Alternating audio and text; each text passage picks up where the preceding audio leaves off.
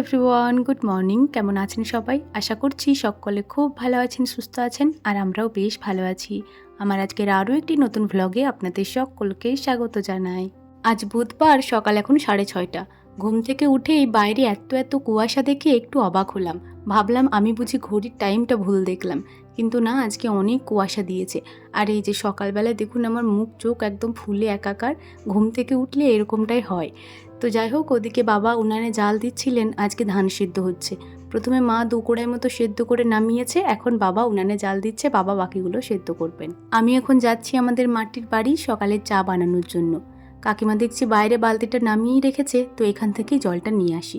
চা বানানো হয়ে গেছে, এখনো অবধি সেরকম কেউ খায়নি। বাবার জন্য এই যে 1 কাপ নিয়ে এলাম, এখানে বাবা খেয়ে নেবে বসে বসে। আর সকালবেলা যে 2 কড়াই ধান সেদ্ধ হয়েছে, ওই ধানগুলোর সাথেই মা আলুও দিয়ে দিয়েছিল। এই যে খোসা সমেত আলুটা দিয়ে দিয়েছিল, আর এই আলুগুলো সেদ্ধও হয়ে গেছে। তো চলুন এগুলো ওই বাড়িতে নিয়ে গিয়ে ভালো করে মাখিয়ে নিই।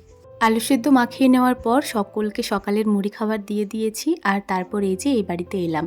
এই বাড়িতে এসেই প্রথমে কাকুর বিছানাটা ভালো করে গুছিয়ে নিচ্ছি। মশারিটা দেখছি তুলে দিয়েছে কাকিমা, বিছানাটা সেরকমভাবে গোছানো নেই, তো বিছানাটা একটু চাদরটা ভালো করে গুজে নিচ্ছি। আর তারপরে ওপর থেকে এই যে বিছানাটা সুন্দর করে ঝেড়ে নিচ্ছি, যাতে করে কোনো ভাঁজ কিংবা বালি না থাকে। আমাদের বারান্দাটা তো ঢালাই দেওয়া আছে, তো অনেক বালি ঢুকে যায় ঘরেতে। তো এই যে বিছানাটা সুন্দর করে গুছিয়ে দিয়েছি কাকুর ঘরে। আর এখন এলাম আমার ঘরের বিছানাটা তোলার জন্য।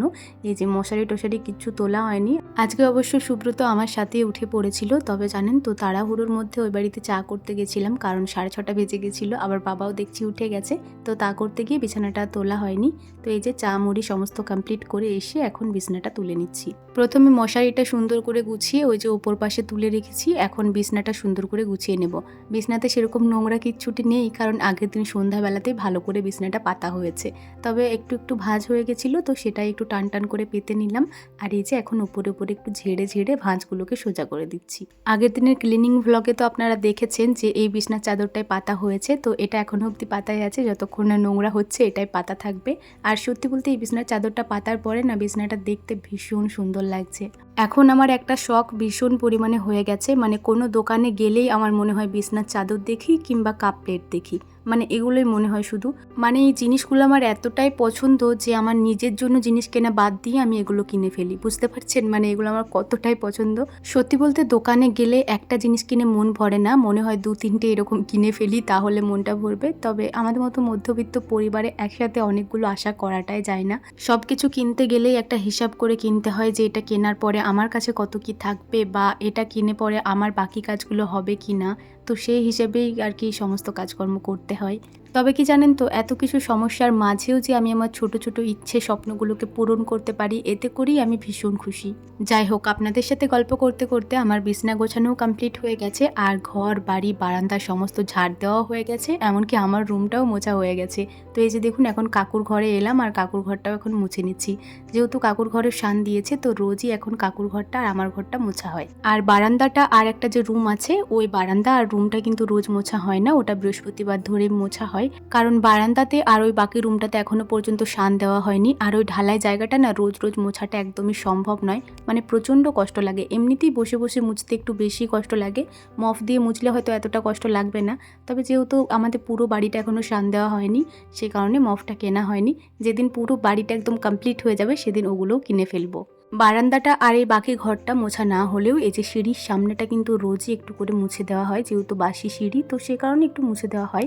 তো যাই হোক, ওই জায়গাটা মুছে নিচ্ছি। আর এদিকে দেখুন আমার হাজব্যান্ড একটা বড় পাইপ বের করেছে। আসলে মা আজকে ধান সিদ্ধ করেছে, তো ওই ধানগুলো আবার ভিজতে দিতে হবে, সে কারণে ওই পাইপটা বের করেছে, এই পাইপের থেকেই জল দেবে।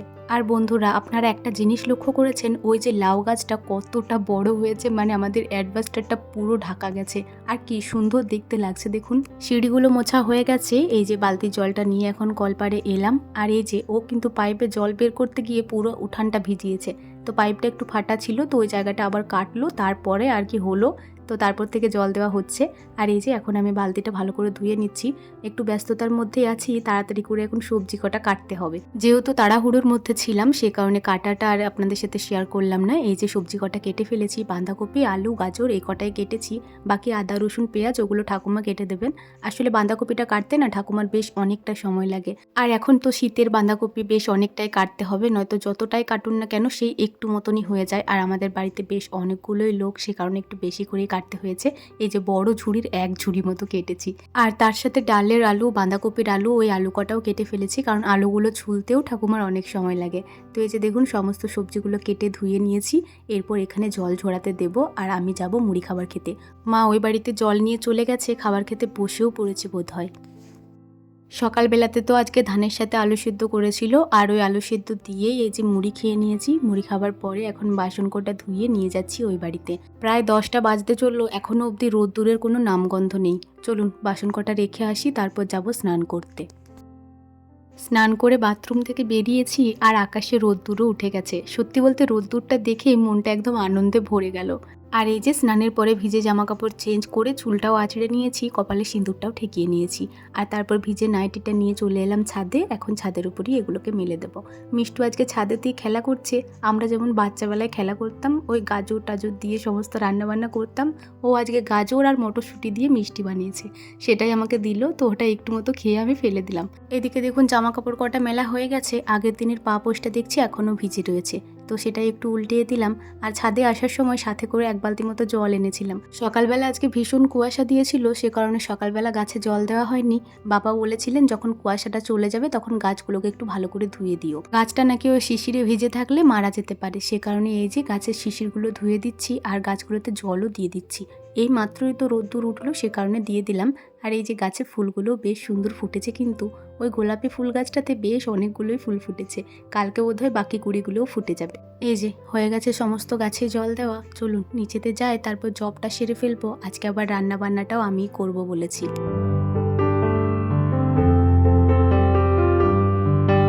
রাত্রেবেলা ঠাকুরের পর্দাগুলো দিয়ে দিয়েছিলাম, তো এই যে দেখুন পর্দাগুলো এখন সরিয়ে নিচ্ছি আর তারপরে ঠাকুরকে ধূপটা দেখিয়ে নেব।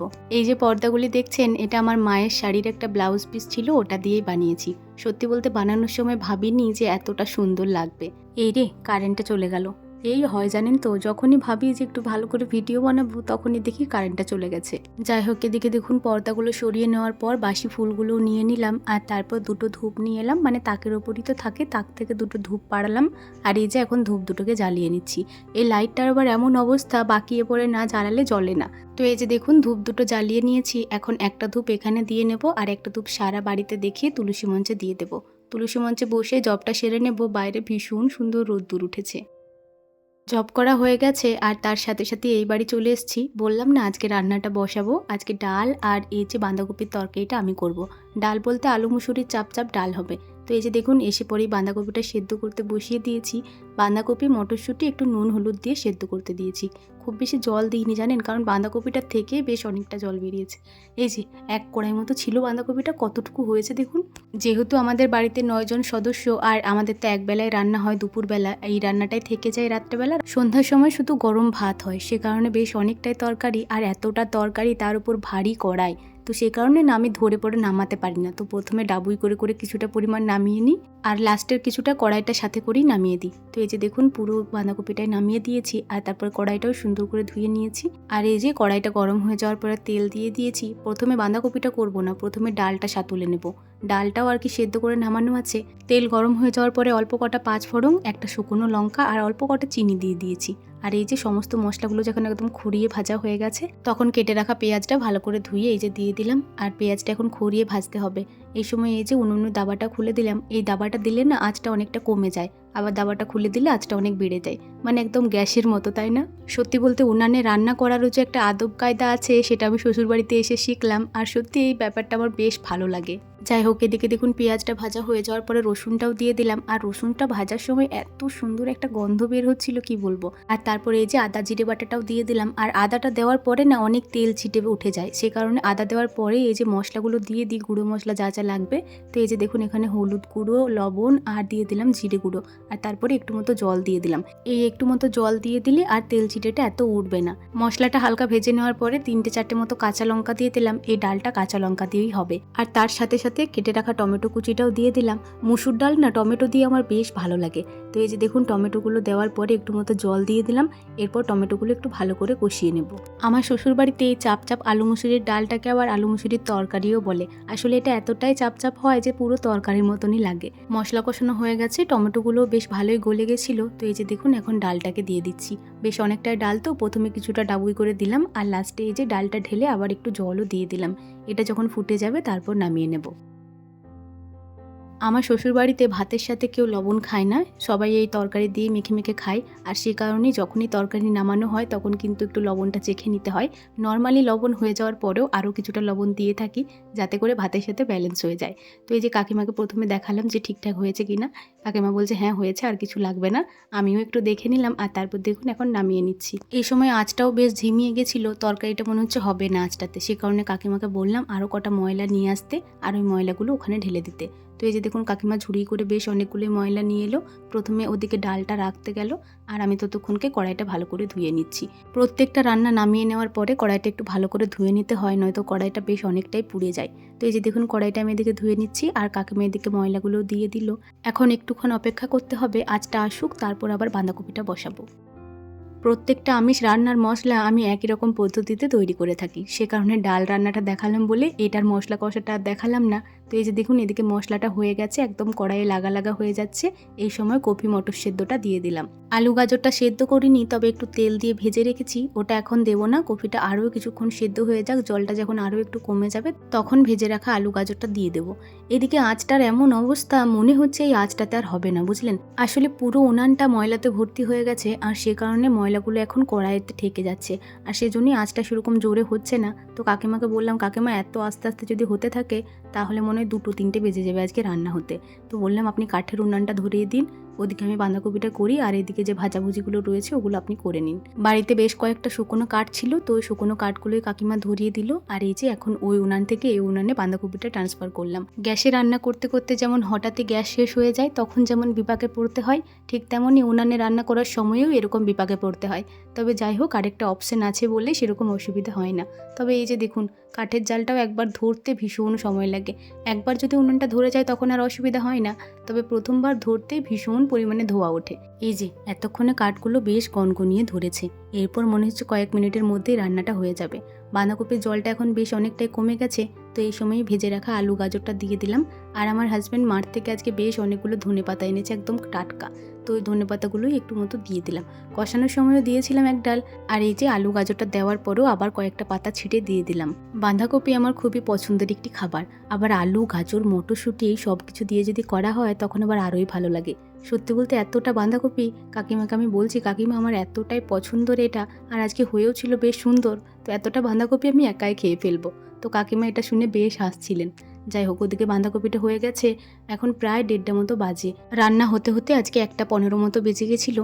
তো এই যে আজকে আর ওই বাড়ি যায়নি, সুব্রত চলে এসছে। ও বলছে আমার ভীষণ খিদে পেয়েছে, আবার বলছে একটু মতো টমেটো মাখা করো দেখি। তো এই যে 2টো টমেটো পুড়িয়ে নিয়ে এখন মেখে নিলাম, আমি আর সুব্রত দুজন মিলেই মাখলাম। আর হয়েও ছিল ভীষণ সুন্দর খেতে, তবে ঝালটা একটু বেশি হয়ে গেছিলো জানেন। মাখতে মাখতে চেটে চেটে বেশ একটু মতো খেয়ে ফেলেছিলাম, তো তাতে করেই মনে হচ্ছিল আমার কানে যেন তালা পোড়া লেগে যাচ্ছে। আর এই যে মিষ্টুর ভাতগুলো কি সুন্দর সাজিয়ে দিয়েছে দেখুন। আজ দুপুরে রান্নায় ছিল টমেটো মাখা, বাঁধাকপি, পেঁয়াজ কলি ভাজা, নিম বেগুন আর আলু মুসুরির তরকারি। দুপুরের খাওয়া দাওয়াটা আজকে বেশ ভালোই হলো। খাওয়া দাওয়ার পরে এই যে বাসন কটা নিয়ে চলে এসেছি, আজকে বেশ অনেকগুলোই বাসন, মানে ভোজ ঘরের মতো বাসন হয়ে গেছে আজকে। রান্না হওয়ার পরে যে কটা বাসন হয় ওই বাসনগুলো তো কাকিমা একবার ধুয়ে নেন, আর খাওয়া দাওয়ার পরের বাসনগুলো দুজন মিলে ধুয়ে থাকি। তবে আজকে রান্না হওয়ার সাথে সাথেই তো খাবার খেতে বসে পড়েছিল, সে কারণে ওই বাসনগুলোও পড়েছিল। তার উপর কালকে বৃহস্পতিবার, সে কারণে 2টো কড়াই বের করেছে, আজকে আবার 2টো কড়াইয়ে রান্না হলো। তো সেই কারণে এত বাসন, আর এতগুলো বাসন দেখে কাকিমার আমি দুজনেতেই ভিড়কে গেছি। তো দুজনেতেই এই যে থেপ্তি খেতে বসে পড়েছি, আর এভাবে বসে বসেই এখন ধীরে সুস্থে সমস্ত বাসনগুলো ধুয়ে মেজে নিব। চলুন আজ বাসন মাজতে মাজতে আগের ভিডিওর কিছু কমেন্টের উত্তর দিয়ে দিই। রাজা জায়া ভ্লগ কমেন্ট করেছেন যে ঘর সাজানোটা খুব ভালো হয়েছে, তোমার খাটের পাশে আর ওই ফ্রিজের মাঝামাঝিতে একটা মাল্টি কালার ড্রয়ারগুলো রেখে দিও, তাহলে বেশ ভালো লাগবে। সত্যি গো, আমি আমার হাজব্যান্ডকেও ঠিক এক কথাই বলেছিলাম। তোমার কমেন্টটা পাওয়ার পর আমি ওকে দেখাচ্ছিলাম আর বলছিলাম দেখছো আমার বন্ধুরাও কিন্তু ঠিক এক কথাই বলছে। যাই হোক, তুমি এই কমেন্টটা করেছো, আমার বেশ ভালো লেগেছে। রিম্পাদি কমেন্ট করেছে যে তুমি যখন ঘর ঝাড়াঝুড়ি করবে তখন গদির ওপরে একটা চাদর পেতে রাখবে, কারণ চাদরটা তো কাচা ধোয়া করা যায়, কিন্তু গদিটা তো আর কাচা ধোয়া করা যাবে না, ওর মধ্যে ধুলো বসে যাবে। ঠিকই বলেছো, এই কথাটা আমি ভেবে দেখিনি, প্রচণ্ড ধুলো বসে জানো তো, আমি ওই জন্যই পিটিয়ে পিটিয়ে ঝাড়ি। পরের বার থেকে যখন ঘর ঝাড়বো তখন আমি একটা চাদর পেতেই ঝাড়বো। আরও অনেকেই কমেন্ট করেছিলেন যে আমার ঘর সাজানোটা বেশ ভালো লেগেছে আপনাদের, তো আপনাদের সকলকেই অনেক অনেক থ্যাংক ইউ। যাই হোক, এদিকে দেখুন আমার বাসন মাজা কমপ্লিট হয়ে গেছে, কাকিমা ধুয়েও নিয়েছে। আর এতগুলো বাসন তো কাকিমা বলছে, ও নো আজকে তুমি চলো, এতগুলো বাসন নিয়ে আমি ওই বাড়ি যেতে পারবো না, পড়ে যাবে। তো এই যে কাকিমা অর্ধেকগুলো নিয়ে গেল, আর আমি এখন থালাগুলো সমস্তটা নিয়ে যাচ্ছি। আর থালার মধ্যে যে জলটা রয়েছে ওটা আমি ফেলতে ফেলতেই যাচ্ছি। আমাদের এই বাড়ি থেকে ওই বাড়ির দূরত্বটা বেশ অনেকটাই, সে কারণে বারবার আসা যাওয়া করতে ভালো লাগে না। বাসনগুলো রেখে এই বাড়িতে এলাম, আর এসে পরেই দেখছি এক দাদুভাই এসেছে, উনি এই পেটিগুলোকে কিনছেন। তো আমাদের বাড়িতেও বেশ অনেকগুলো পেটি ছিল, ওই ফ্রিজ ট্রিজ আনা হয়েছিল ওগুলোর পেটি ছিল, তারপর প্রেশার কুকার, তারপর হেলমেট, তো সেই সমস্ত পেটিগুলো বের করলো এখন। যিনি এগুলো কিনছেন উনি বলছিলেন যে তোমাদের বাড়িতে কি কম্পিউটার আছে, তাহলে ওতে করেই ওজন করে দিয়ে দাও। তবে আমাদের বাড়িতে তো কম্পিউটার নেই, এমনকি দোকানটা যে রয়েছে পাশে ওই দোকানেও নেই, এমনি ওজনদারিতেই ওজন করা হয়। সে কারণে বললাম যে নেই, তো ওনার এই যে দেখুন খাটালিটা বাড়লো, কি আর করা যাবে, ওনার কাজ তো ওনাকে করতেই হবে। তো এই যে দেখুন এখন পেটিগুলো এই ওজনদারি করেই ওজন করে দিচ্ছে। আমি ওনাকে জিজ্ঞাসা করলাম যে আপনার কি রোজই এতগুলো করে পেটি হয়? বলছে না না, আরও বেশি হয়। সত্যি বলতে এতগুলো পেটি যে উনি বয়ে বয়ে নিয়ে যান, আবার ওনার বাড়ি নাকি সোনামুখীতে। আজ কুয়াশা দিয়েছিল সে কারণেই নাকি একটু কম হয়েছে, অন্যদিন নাকি আরও বেশি হয়। যখন শুনলাম উনি এর থেকেও বেশি পেটি বোঝাই করে নিয়ে যান, সত্যি বলতে একটু খারাপই লাগলো। এই বয়সে এসেও যে ওনাকে এত কষ্ট করে জীবন ধারণ করতে হচ্ছে, এটা দেখে আমার নিজের পাওয়া না পাওয়ার কষ্টটা যেন তুচ্ছ বলে মনে হচ্ছে। যাই হোক, প্রকৃতির নিয়মচক্রে বাঁচতে হলে কর্ম তো করতেই হবে, কোনো কর্মই ছোট বড় নয়। চলুন আজকের ভিডিওটা এখানেই শেষ করছি। আর হ্যাঁ, এই পেটিগুলো বিক্রি করে ওই 40 টাকা মতো হয়েছিল। তাহলে চলুন আজকের ভিডিওটি এখানেই শেষ করছি। ভিডিওটি কেমন লাগলো অবশ্যই কমেন্টে জানাবেন, ভালো লাগলে একটি লাইক করে দেবেন এবং সাবস্ক্রাইব করে আমার ছোট্ট চ্যানেলটির পাশে থাকবেন। সবাই ভালো থাকবেন, সুস্থ থাকবেন, সাবধানে থাকবেন। দেখা হবে খুব শীঘ্রই পরে কোনো একটি ভ্লগে। টাটা।